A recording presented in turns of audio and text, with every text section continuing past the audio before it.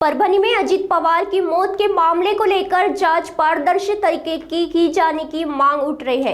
इस पर रूपाली चाकणकर ने कहा कि अजीत पवार की मौत का असली कारण सामने आना चाहिए और इसे पूरे मामले की निष्पक्ष और गहन जांच होनी चाहिए। उन्होंने बताया कि इस संबंध में देवेंद्र फडणवीस और नरेंद्र मोदी से मांग की गई है। साथ ही उन्होंने कहा कि कुछ लोग इस मामले पर राजनीति कर रहे हैं जो उचित नहीं है। अजीत पवार ने निधन के बाद सुनेत्रा पवार ने जिम्मेदारी संभाली है, इसलिए उन्हें अब सहयोग देने की जरूरत है। आइए जानते हैं आगे क्या कुछ कहना है रूपाली चाकणकर का।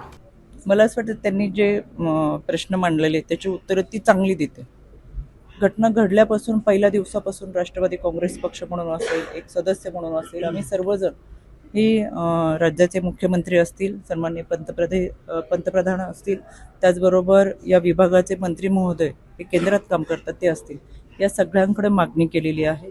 आणि केवळ यांनाच नाही तर महाराष्ट्रातल्या प्रत्येक माणसाला असं वाटतं जे काही घडलंय ती सत्य परिस्थिती समोर यावी आणि त्या दृष्टिकोनातून तपास व्हावा।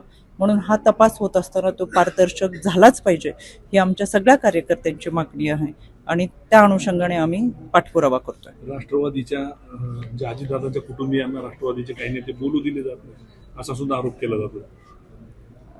मला असं वाटतं आरोप करणारे कोण इथे आधी पाहायला पाहिजे आणि आरोप जर अशा पद्धतीने करत असतील किंवा कोणती माध्यमांसमोर येणं ही एक चुकीची पद्धत आहे।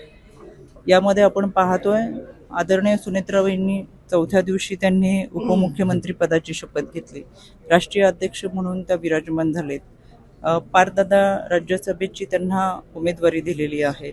हे सगळं करत असताना आदरणीय दादांच्या कुटुंबासाठी आणि खऱ्या अर्थाने हे वारसदार आहेत यांच्यासाठी हे केलं जातंय। खरं तर दादा गेल्यानंतर त्यांची मानसिकता आपण समजू शकतो। एका माऊलीचं सगळ्यात मोठं दुःख पतिनिधनानंतर असतं, तरी सुद्धा धीरोदत्तपणे त्यांनी जनभावना लक्षात घेऊन समाजसेवेचा वारसा पुढे चालवण्यासाठी त्या खंबीरपणे आपलं दुःख बाजूला ठेवून उभ्या राहिल्या। प्रत्येक वेळेस त्या बोलण्याच्या मनस्थितीत असतील किंवा असू शकत नाही, हे आपण आपल्या कुटुंबामधून अनेक गोष्टी जवळून पाहिलेल्या असतात, याची जाणीव आपल्या सगळ्यांना आहे।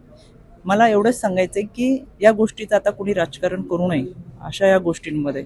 शेवटी वहिनींनी चौथ्या दिवशी घराबाहेर पडून ज्या पद्धतीने जबाबदारी पेलतात आहेत, खरं त्यांना उभारी देणं, त्यांच्याबरोबर उभं राहणं ही आपली भूमिका असली पाहिजे।